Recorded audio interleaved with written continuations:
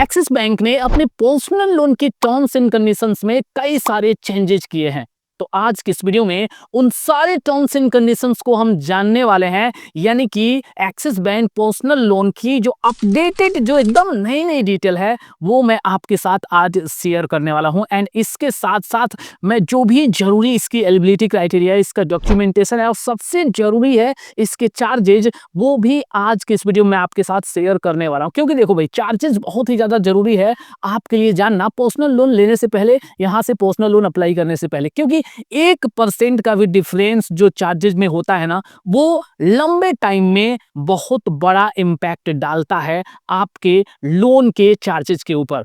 Generally आपने देखा होगा कि कई सारे ऐसे बैंक्स हैं, प्राइवेट बैंक्स, जिसमें कि आपका मेन आपका एचडीएफसी है, आफ्टर दैट आपका आईसीआईसीआई बैंक आता है, एक्सिस बैंक आता है, अदर भी कई सारे बैंक्स हैं। इन सब के जो चार्जेज हैं वो आपके थोड़े थोड़े अलग होते हैं। लेकिन एक बैंक, जी हाँ, अगर आपका केवल एक्सिस बैंक लोन अप्रूव कर दे रहा है, मतलब ये कि दूसरे जो यहाँ पे प्राइवेट बैंक्स हैं वो भी आपको लोन यहाँ पे अप्रूव डेफिनेटली कर देंगे। तो दूसरे जो बैंक्स हैं, यानी कि आपका एचडीएफसी बैंक और आईसीआईसीआई बैंक, इनके इंटरेस्ट रेट के साथ भी हम इसका, यानी एक्सिस बैंक पर्सनल लोन के इंटरेस्ट रेट का कंपैरिजन करेंगे। मतलब एकदम क्रिस्टल क्लियर पिक्चर आपके सामने रखने वाला है। एंड साथ ही साथ ऑनलाइन और ऑफलाइन अप्लाई करने का जो बेस्ट तरीका है वो भी इस वीडियो में हम बताने वाला है। तो प्लीज आपसे रिक्वेस्ट है, अगर आपको वीडियो अच्छी लगती है तो एक लाइक कर देना, चैनल को अगर अब तक सब्सक्राइब नहीं किया तो सब्सक्राइब जरूर कर देना।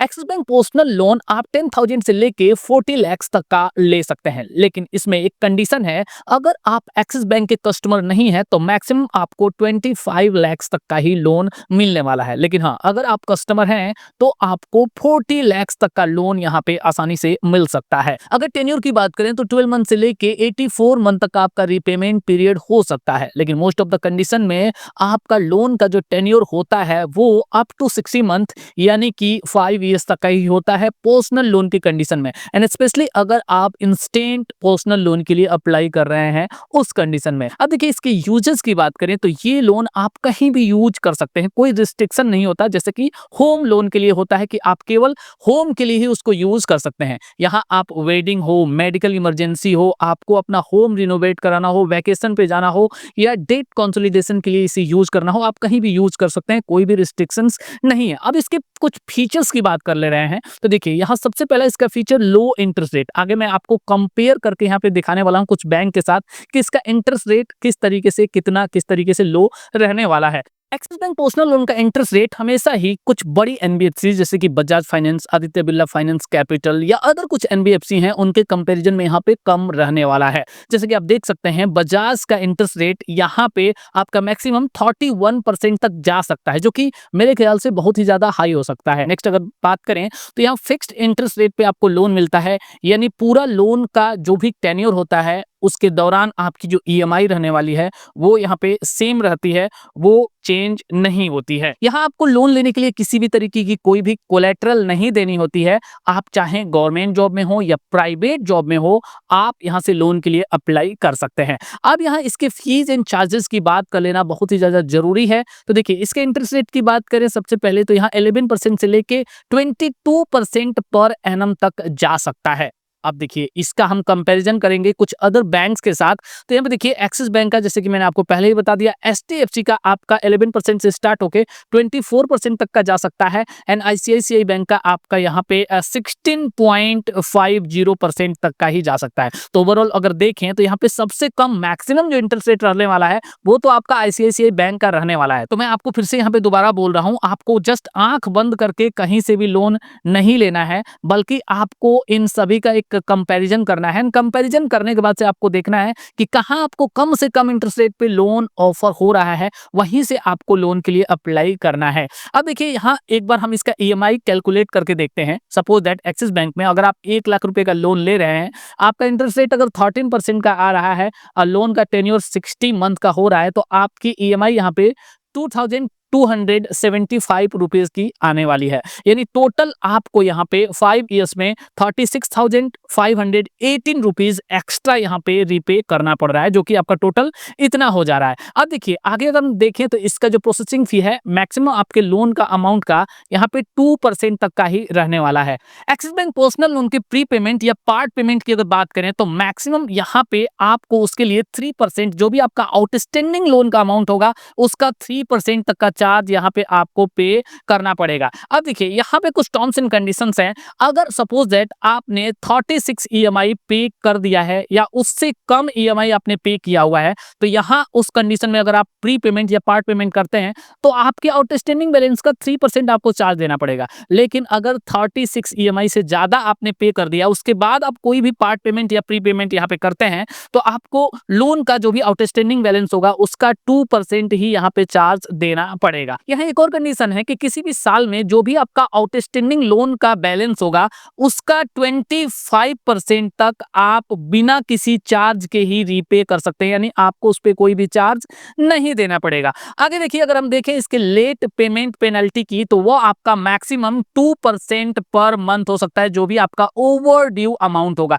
यानी सपोज दैट आपने अपनी कोई भी ईएमआई यहाँ पे बाउंस कर दी तो जब से आपने ईएमआई बाउंस की है तब से लेके जब तक आप उसका रिपेमेंट नहीं करते हैं तब तक आपका मैक्सिमम 2% तक जा सकता है। मतलब ये कि जैसे जैसे आप लेट करते जाएंगे वैसे वैसे आपका इंटरेस्ट यहाँ पे बढ़ता जाएगा और वो मैक्सिमम 2% तक जा सकता है मिनिमम से स्टार्ट होके। आफ्टर दैट यहाँ पे देखिए अदर चार्जेस की अगर बात करें तो यहाँ पे स्टैम्प ड्यूटी या लोन कैंसिलेशन फीस या अदर कुछ चार्जेस होते हैं जो कि आपका स्टेट लॉज के अकॉर्डिंग लगाए जाते हैं। अब देखिए यहाँ पे एक्सिस बैंक पर्सनल लोन के लिए आपको 3 डे का कूलिंग ऑफ पीरियड मिलता है। यानी कहने का मतलब ये है कि अगर आपका लोन अप्रूव हो जाता है और 3 दिन के अंदर, जी हाँ 3 दिन के अंदर अगर आप उसको कैंसिल कर देते हैं तो यहाँ आपको किसी भी तरीके का कोई भी चार्ज नहीं देना पड़ता है। इवन आपका प्रोसेसिंग फी भी और उस पे लगने वाला जो इंटरेस्ट रेट होता है लोन पे लगने वाला 3 डेज का वो भी आपका यहाँ पे रिटर्न हो जाता है, आपको वापस उसका रिफंड मिल जाता है। अब देखिए यहाँ पे एलिजिबिलिटी क्राइटेरिया की बात करें तो आपका एज 21 ईयर से 60 ईयर्स के बीच में होना चाहिए। साथ ही साथ आप एक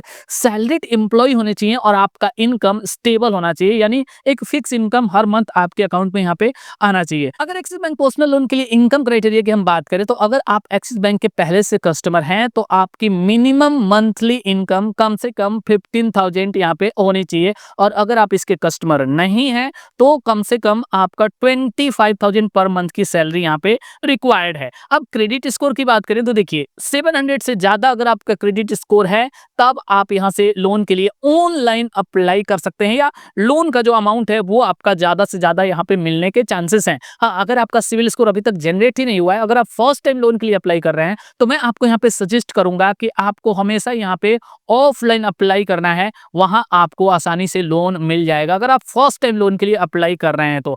आफ्टर दैट अगर हम देखें इसके लिए जरूरी डॉक्यूमेंट्स की तो यहाँ पे आइडेंटिटी प्रूफ में आपको Aadhaar card, PAN card, passport, voter ID या अदर कोई भी डॉक्यूमेंट जो यहाँ एक्सेप्टेड है वो आप दे सकते हैं। आपको एक एड्रेस प्रूफ देना पड़ता है जिसमें आपका utility bills, rent agreement, passport, Aadhaar card या अदर कोई डॉक्यूमेंट आप दे सकते हैं। एंड देन इनकम प्रूफ में भी यहाँ पे आपको लास्ट 3 मंथ की अपनी सैलरी स्लिप, उसके साथ साथ आपको फॉर्म 16 भी यहाँ पे देना पड़ता है जो कि आपका जो एम्प्लॉयर है वो बना के आपको देता है। लास्ट 6 मंथ का बैंक स्टेटमेंट भी आपको यहाँ पे देना होता है, अपलोड करना होता है अगर आप ऑनलाइन यहाँ पे अप्लाई कर रहे हैं तो। अब देखिए एडिशनल डॉक्यूमेंट्स की यहाँ पे बात करें तो आपको अपना रिसेंट पासपोर्ट साइज फोटोग्राफ्स यहाँ पे देना होता है। ऑफलाइन अप्लाई कर रहे हैं तो ऑडियली साइंड एप्लीकेशन फॉर्म यहाँ पे आपको देना पड़ता है अगर आप ऑफलाइन अप्लाई कर रहे हैं तो। अदरवाइज अगर आप ऑनलाइन अप्लाई कर रहे हैं तो जस्ट आपकी जो भी केवाईसी है, आपके आधार ओटीपी के थ्रू आपकी केवाईसी कंप्लीट होती है। आपके जो डॉक्यूमेंट्स होते हैं ऑनलाइन अपलोड करने होते हैं, आपका डॉक्यूमेंट वेरीफाई होता है और आपको लोन का पैसा यहाँ पे मिल जाता है। Axis bank personal loan apply करने के कई तरीके हैं। ऑफलाइन आप इसके ब्रांच पे विजिट करके अप्लाई कर सकते हैं। ऑनलाइन के लिए आप इसके एप्लीकेशन से या तो डायरेक्टली इसके वेबसाइट से अप्लाई कर सकते हैं। जैसे सपोज दैट इसके वेबसाइट पे मैं अभी आ चुका हूं एंड पर्सनल लोन वाले सेक्शन में नीचे यहाँ पे आपको पर्सनल लोन दिखाई दे रहा है, अप टू 40 लाख तक का ले सकते हैं।